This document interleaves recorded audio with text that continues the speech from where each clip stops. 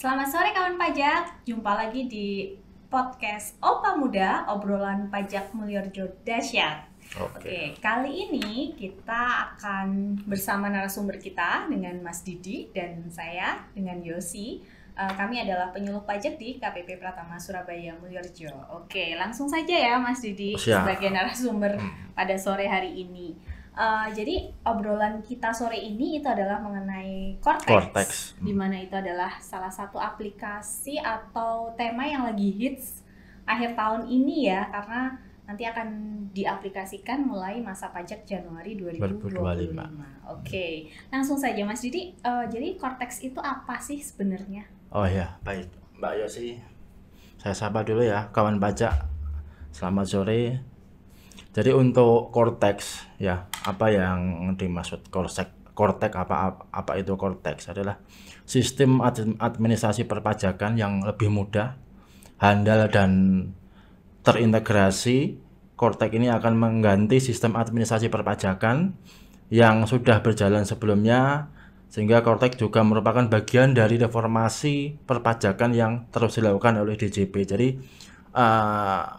sistem yang baru ini memang dikeluarkan oleh Direktorat Jenderal Pajak, tujuannya untuk mempermudah wajib pajak dalam melaksanakan kewajiban perpajakannya. Jadi dari kewajiban perpajakan dari penghitungan pajaknya, pembayaran pajaknya sampai dengan nanti pelaporan pajaknya. Jadi nanti semua sistem yang selama ini terpisah-pisah akan terintegrasi menjadi satu dengan namanya Cortex, gitu ya Mbak. Oke, jadi Cortex ini sendiri seperti yang disampaikan sama Mas Didi tadi, menyederhanakan. Intinya seperti itu ya. Terus kemudian dia juga menggabungkan semua aplikasi atau semua sistem yang dimiliki oleh DJP menjadi satu wadah. Satu wadah. Ya. Oke. Satu rumah. Satu rumah. Oke. Terus sejauh ini upaya atau langkah apa yang sudah dilakukan oleh DJP dalam memperkenalkan sistem baru Cortex ini ke masyarakat, Mas? Jadi begini ya, kawan pajak ya, wajib pajak. Jadi untuk Cortex, sebenarnya kita dari KPP Pratama Surabaya Mulyorjo ini sudah melakukan sosialisasi.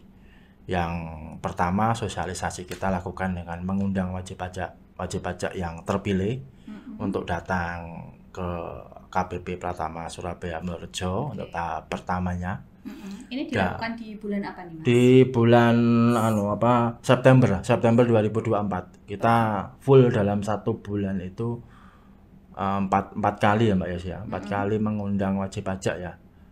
Wajib pajak kalau nggak salah totalnya hampir 200 lebih. 200 wajib pajak terpilih ya, terpilih ya. Jadi di tahap 1 di bulan September itu 2024. Kita 200 wajib pajak yang kita undang, dan mereka sangat antusias sekali ya Mbak Yosi dengan adanya Cortex ini, sangat antusias sekali. Berarti itu kelas pajaknya offline wajib pajak bisa coba langsung ya. Coba langsung. Jadi kemarin tuh kita simulasikan Mbak Yosi ya. Kita mengenalkan apa itu Cortex, terus fitur-fiturnya seperti apa, ya kan, bagian-bagian dari Cortex itu seperti apa, sampai dengan pembuatan e-faktur, pembuatan bukti potong, sampai dengan nanti pembayaran pajaknya, sampai dengan yang paling akhir itu bagaimana tata cara pelaporannya. Oke, jadi kita bisa langsung praktek. Itu yang di tahap 1 di bulan September 2024. Terus setelah bulan September? Nah, jadi setelah September 2024 itu kita juga dapat instruksi dari kantor pusat juga Mbak Yosi ya. Untuk tahap 2 dan tahap 3. Jadi yang datang itu berdasarkan dari wajib pajak yang mendaftar. Jadi kita sudah pasang di media sosial kita bagi wajib pajak yang mau mendaftar, silakan.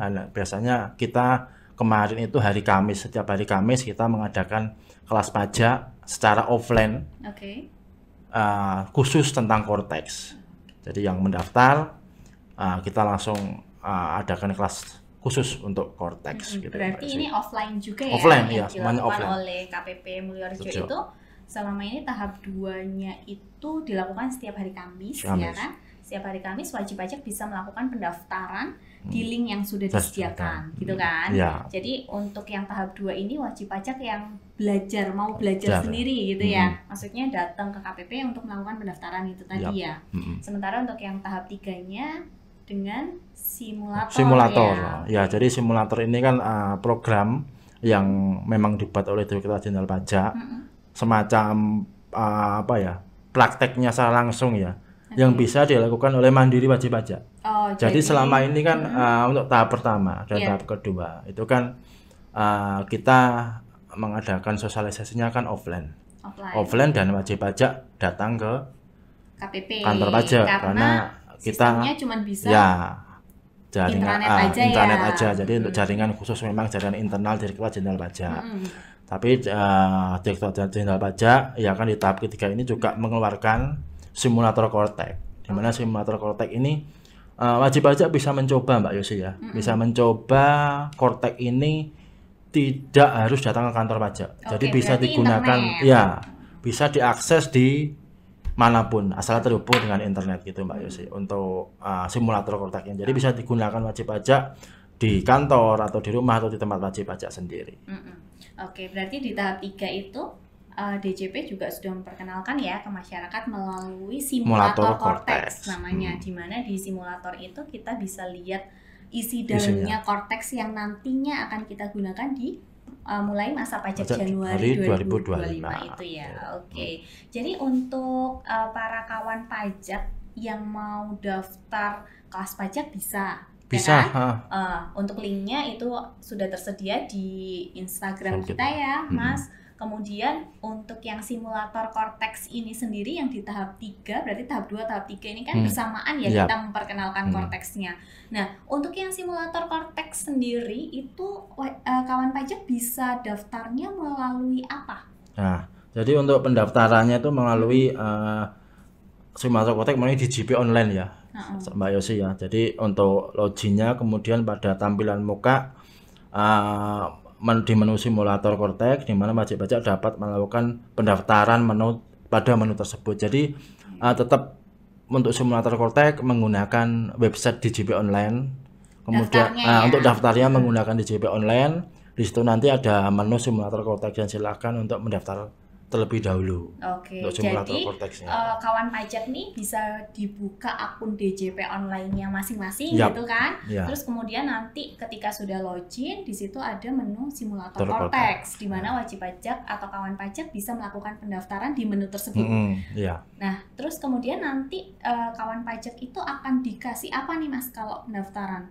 Jadi kan ketika masuk simulator Kortex itu kan kita butuh username sama password ya. Berarti pada saat kita melakukan pendaftaran simulator Kortex di DJP online itu kawan pajak nanti akan dapat username sama passwordnya gitu ya? Iya, username dan passwordnya nanti akan dikirimkan ya Mbak Yosi ya ke akunnya DJP online wajib pajak ya, email ya. Melalui email yang terdaftar di DJP online. Akun DJP online-nya si kawan pajak semua ya. Oke, jadi kawan pajak kalau mau coba simulator Kortex itu bisa langsung buka login DJP online-nya sesuai yang tadi sudah disampaikan sama Mas Didi. Kemudian nanti akan dikirimkan username sama password ke email yang sesuai di akun DJP online-nya gitu ya. Kemudian nanti dengan username dan password yang sudah dikirimkan itu nanti kawan pajak bisa membuka dari atau melihat menu-menunya Kortex seperti apa. Ya kan sebelumnya kan di kantor Mbak ya, di kantor pajak, tapi dengan adanya simulator ini wajib pajak bisa mengakses dimanapun. Jadi bisa lihat nih menu-menunya Kortex tuh apa saja. Katakan menunya profilnya kawan pajak, ya profilnya wajib pajak. Terus kemudian ada untuk tadi pembuatan faktur, terus kemudian bukti potong, sampai dengan billing itu bisa. Billing, terus sampai dengan pelaporan ya Mas Didi ya. Nah kemudian yang muncul lagi di akun media sosial akhir-akhir ini itu adalah Kortex nih mulai berlakunya kapan sih sebenarnya? Gitu ya. Jadi untuk Kortex ini kan sesuai yang tadi di awal kami sampaikan itu kan untuk masa pajak Januari 2025 ya.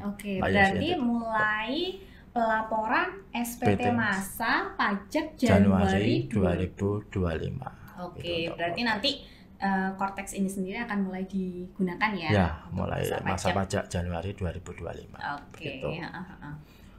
Kemudian ada nggak sih Mas perbedaan besar antara Cortex ini sendiri dengan DJP online yang sebelumnya gitu? Ya, jadi memang dari awal tadi Mbak Yosi ya kami sampaikan ya, pada wajib pajak juga banyak sekali perubahan karena kan ini menyangkut sistem inti administrasi perpajakan ya. Jadi dari wajib pajak, tujuan dari Cortex ini adalah mempermudah wajib pajak untuk melaksanakan kewajiban perpajakan. Jadi kalau kita ngomong masalah apa yang sebelumnya DJP online, ada e-faktur atau web e-faktur, semuanya kan terpisah-pisah ya, Mbak Yosi ya. Betul. Ya kan? Dan pengalaman kita Mbak Yosi ya, di helpdesk, di aplikasi itu banyak wajib pajak yang pada saat datang tuh lupa password ya kan, atau aplikasinya hilang, database-nya rusak, e-fakturnya ya kan. Ya, sampai dengan adanya Cortex ini, wajib pajak cukup menggunakan satu username dan satu password bisa mengakses semuanya. Ya seperti contohnya tadi mengenai profil wajib pajak. Ya. Di profil wajib pajak itu nanti wajib pajak ini gambaran ya Mbak Yosi ya. Pengen tahu apakah status kita ini PKP apa tidak, misalkan suatu wajib pajak gitu ya, nanti akan muncul di situ statusnya PKP atau tidak ya kan, untuk di profil langsung muncul.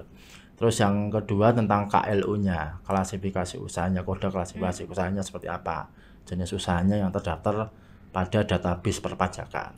Terus tanggal terdaftarnya kapan, misalkan kalau PKP tanggal dikukuhkannya kapan, nanti akan ada di profil dari wajib pajak. Dan ini terobosan kita ya Mbak Yosi ya, dari Direktorat Pajak sampai di mana di profil itu juga salah satunya akan muncul menu akun banknya Mbak Yosi ya, akun banknya dari wajib pajak ya, akun bank dari wajib pajak yang bersangkutan itu nomor rekening sama banknya gitu.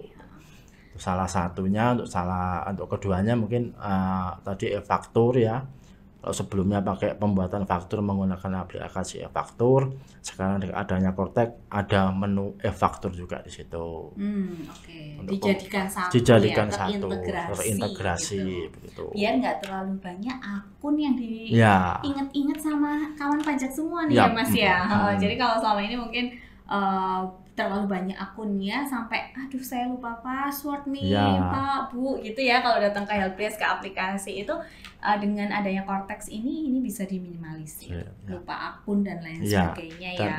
Kadang-kadang juga ya Mbak Yosi, kita di helpdesk, di aplikasi itu kadang-kadang wajib pajak ada juga yang mengerjakan untuk yang berhubungan dengan PPH di perangkat lain, tapi berhubungan dengan berhubungan dengan PPN, objek pajak PPN perangkat lain. Jadi itu akan wajib pajak tambah bingung nanti ya kan ya. Kalau seperti itu, makanya dengan adanya Cortex ini akan menjadikan satu semuanya itu.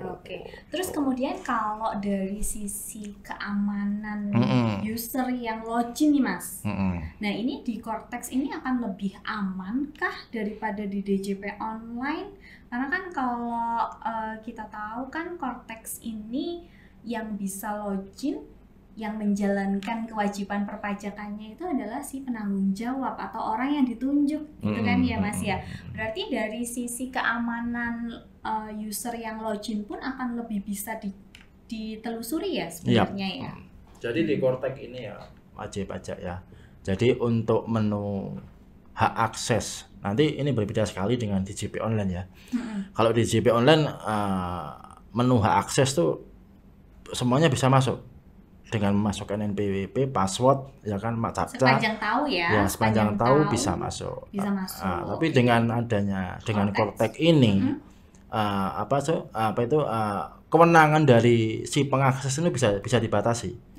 Jadi misalkan di sini suatu wajib pajak lah berbentuk badan, dia memberikan kuasa misalnya kepada salah satu konsultan pajak ya kan.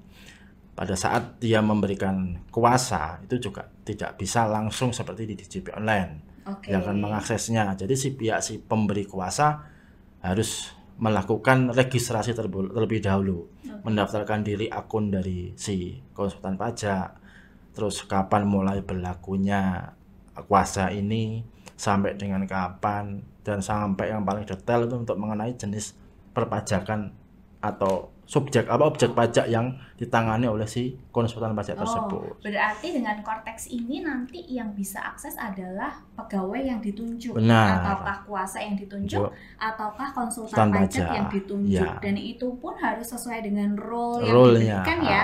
Kemudian untuk jangka waktunya pun bisa kita tentukan, gitu ya. Sampai dengan jenis pajaknya pun. Sampai jenis pajaknya ya. Katakan nih untuk role yang pembuat bukti potong, gitu ya, atau yang pembuat SPT tahunan atau penanda tangan pun sampai sedetail itu ya Mas ya. Jadi paling enggak dengan Cortex ini itu akan merubah kebiasaan ya sebenarnya. Siapa yang dapat mengakses Cortex nantinya adalah memang pegawai ataupun kuasa ataupun konsultan yang benar-benar ditunjuk oleh wajib pajak.